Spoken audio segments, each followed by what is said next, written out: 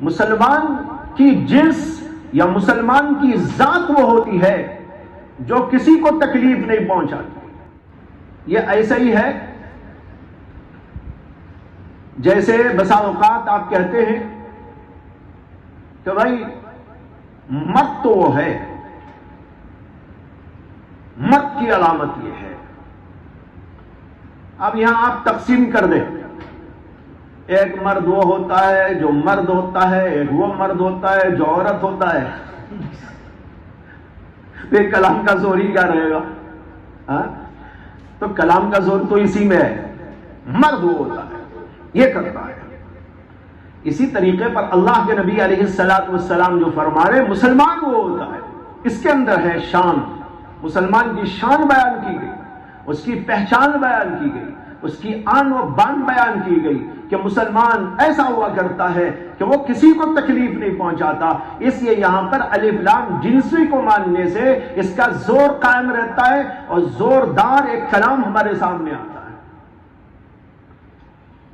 تو بہرحال فرمایا المسلمون من سلم المسلمون، یہاں پر المسلمون کے لفظ پر اشکال یہ ہے کہ کیا مسلمان صرف مسلمانوں کو تکلیف نہیں پہنچاتا، غیروں کو تکلیف پہنچا سکتا ہے؟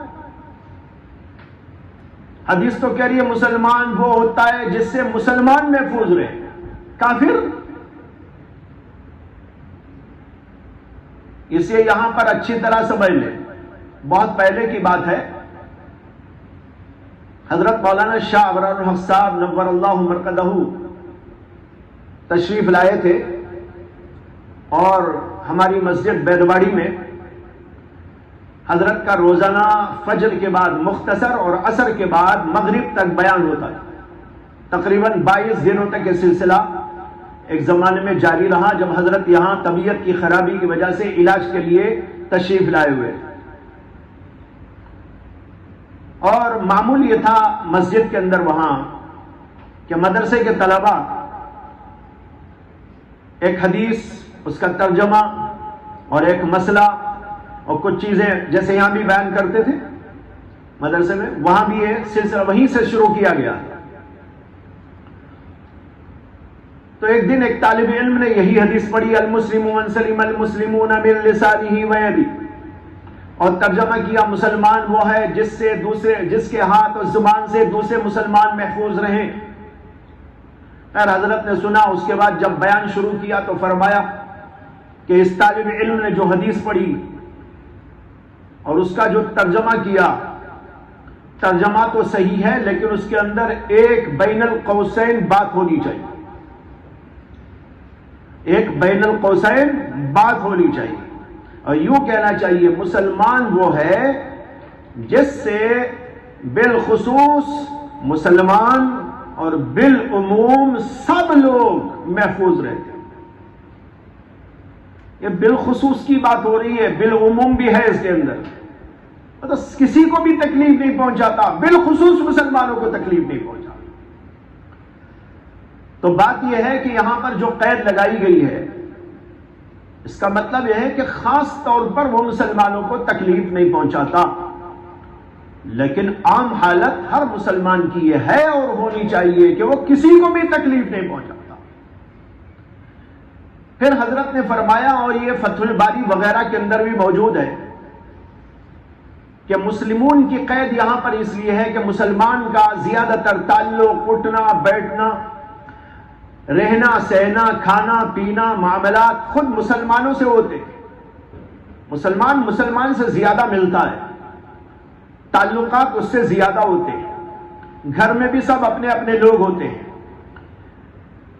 اسی طرح مسجد میں جاتے ہیں تو سب اپنے ہوتے ہیں، کاروباری دنیا میں بھی زیادہ تر مسلمان سے ملتے رہتے ہیں۔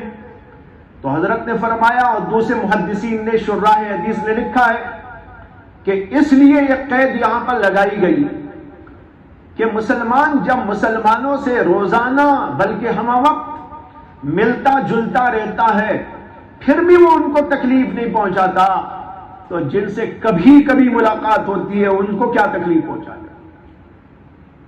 حضرت نے اس دن اسی پر بیان کیا اور یہ تفصیل بیان فرمائی۔ تو مطلب یہ ہوا کہ مسلمان کسی کو بھی تکلیف نہیں پہنچاتا، لیکن مسلمان کا ذکر اس لیے کیا کہ مسلمان کا مسلمان سے اٹھنا بیٹھنا اور تعلق زیادہ ہوتا ہے، اس لیے کسی کو بھی تکلیف نہیں پہنچاتا۔ علماء نے اس کی تشریح کے اندر لکھا ہے کہ مسلمان بہرحال مسلمان کو کیا تکلیف پہنچائے، وہ کسی کو بھی تکلیف نہیں پہنچاتا۔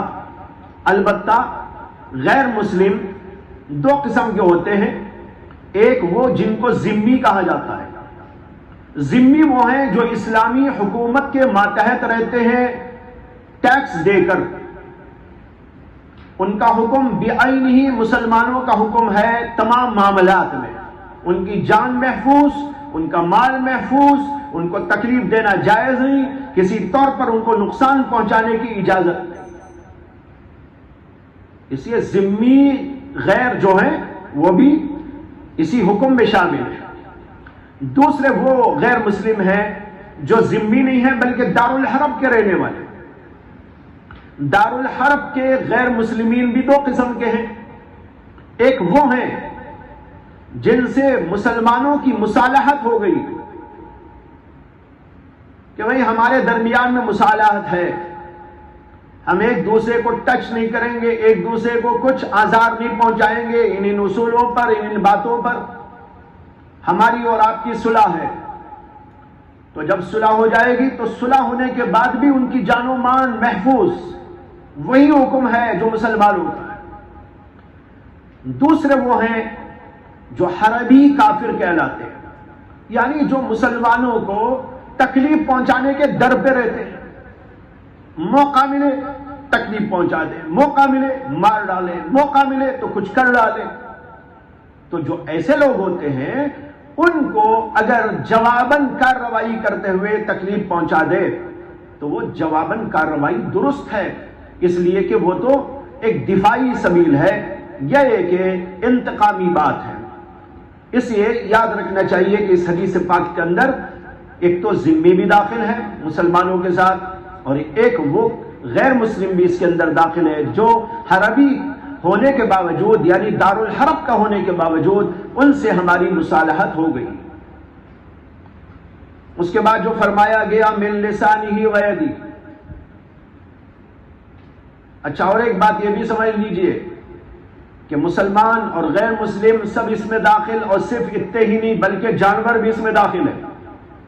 مسلمان تو جانوروں کو بھی تکلیف نہیں پہنچاتا، احادیث کے اندر بھی اس کا ذکر آتا ہے۔ اللہ کے نبی علیہ السلام نے ارشاد فرمایا، ایک عورت تھی جس نے بلی کو پال رکھا تھا لیکن وہ جہنم میں گئی، کیوں؟ اس لیے کہ وہ بلی پر ظلم کرتی تھی، اسے کھانا نہیں دیتی، بھوکا رکھتی تھی۔ تو دیکھو بلی کو پال کر اس کو تکلیف اور نقصان دینے پر بتایا گیا کہ وہ جہنم میں جا رہی ہے۔ یہ بھی حدیث میں آتا ہے کہ اللہ کے رسول علیہ السلام کے سامنے ایک عورت کا تذکرہ کیا گیا جس عورت نے کہ بلی پال رکھی ہے لیکن اسے کھانا نہیں دیتی۔ ایک اور عورت کا ذکر کیا گیا، نہیں اسی عورت کا ذکر کرتے ہوئے یہ کہا گیا کہ وہ رات بھر تہجد پڑھتی ہے اور دن بھر روزہ رکھتی ہے لیکن اس نے بلی کو پال رکھا ہے لیکن اسے اذیت دیتی ہے۔ اللہ کے رسول صلی اللہ علیہ وسلم فرمایا ہی فی النار، وہ دوزخ میں جانے والی۔ تو معلوم ہوا جانوروں کو بھی تکلیف نہیں دینا ہے، کوئی سا بھی جانور ہوگا۔ ہاں وہ جانور اس سے مستثنا ہیں جو موذی کہلاتے ہیں، جیسے سانپ ہے، بچھو ہے اور اس طرح کے موذی جانور جو انسانوں کو تکلیف پہنچاتے رہتے ہیں، ایسے جانوروں کو قتل کر دینے، مار دینے کی اجازت ہے۔ باقی جو جانور تکلیف نہیں پہنچاتے، خواہ مخواہ ان کو چھیڑنا اور ان کو تکلیف پہنچانا، یہ بات جائز نہیں۔ جیسے بعض لوگ چلتے چلتے کتے کو مار دیتے ہیں، ٹانگ لگا دیتے ہیں یا پتھر پھینک دیتے ہیں، بلیوں کو ستاتے رہتے ہیں، یہ ساری باتیں غلط ہیں، ناجائز ہیں، اور شریعت کے اندر یہ آدمی جو ایسی باتیں کرتا ہے اس کو گناہ ہو۔